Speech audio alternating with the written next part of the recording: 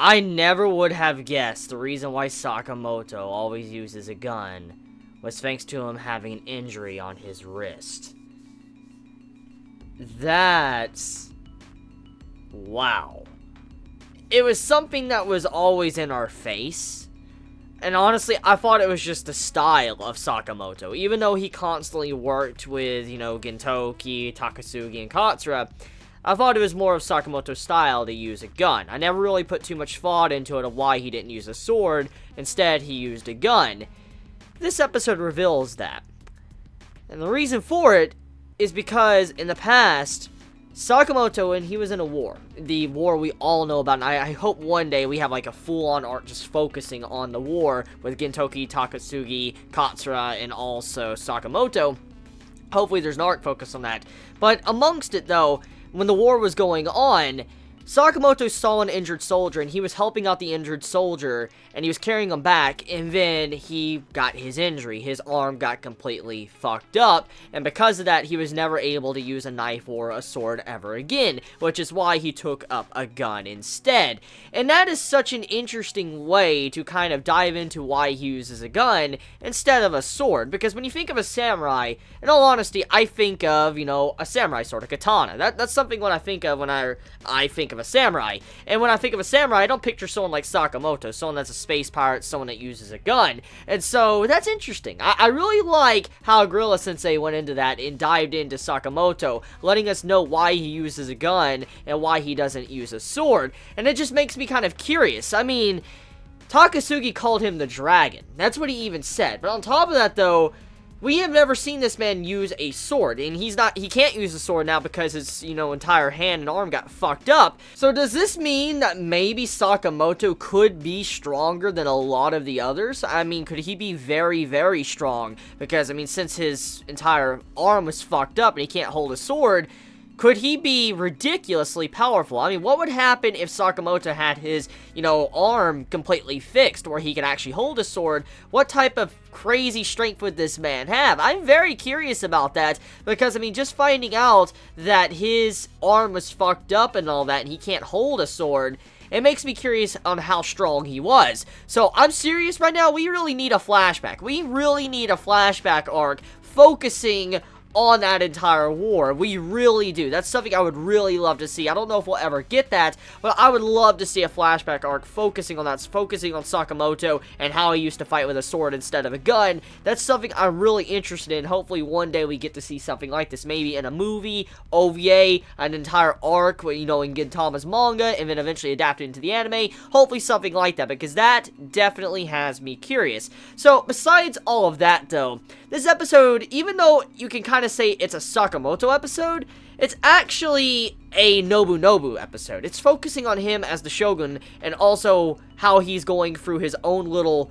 character development and his redemption. And as we know, Nobunobu has committed a lot of atrocious things in the past. He's killed people, he's harmed people, he's hurt their income or anything he possibly can do. He's hurt a lot of people. And so when you do think about this real quick, this entire episode focuses on his redemption and how he's trying to redeem himself and make up for all of this horrible shit he's done in the past. Now, I don't necessarily think that this episode warrants me to say I forgive the man for what he has done in Gintama thus far, because, he's done a lot of evil shit. He's done a lot of bad shit, and I don't think this one episode with him realizing what it means to be, actually wanted or be used, and then finally have someone protect you and all that because they actually care about you, because of Sakamoto, what he did.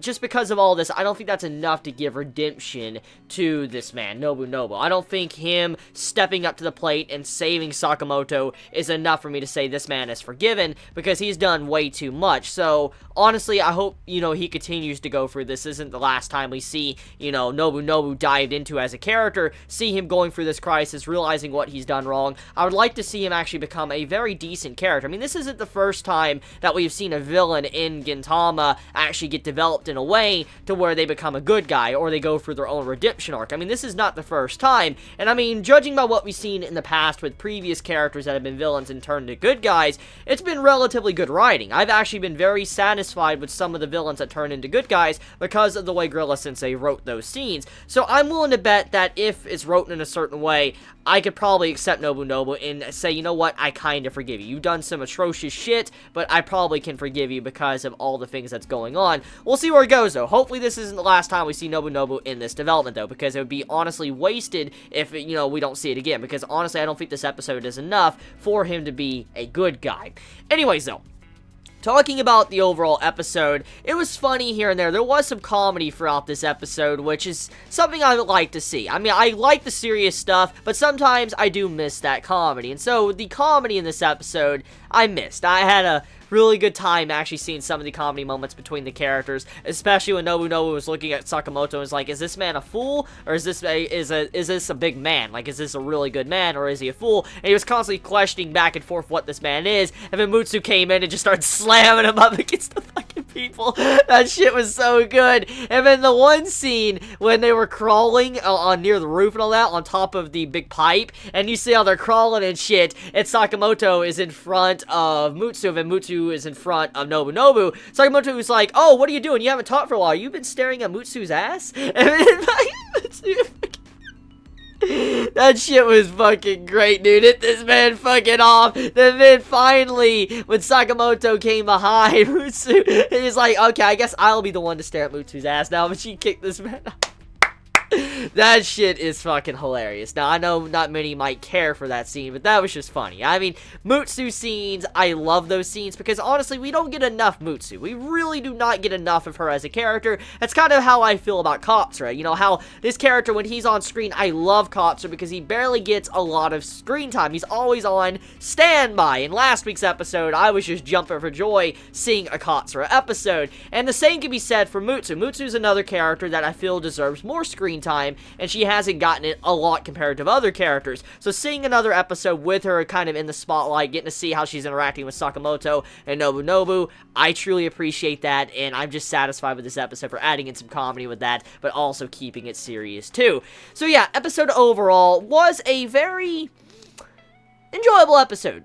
I really hope to see one day more about Sakamoto's past. I'd like to see more about, you know, who really delivered that blow. I would like to see, you know, how strong he was in the past. For instance, how he was with a sword instead of just a gun. Well, anyways, there's one last thing I want to talk about before I end this video, and it's not really retaining to the episode because it really has nothing to do with any of the content in the episode, but it's something I need to talk about because it happened to me and I posted on Twitter, and I'm just curious how many of you are experiencing it as well.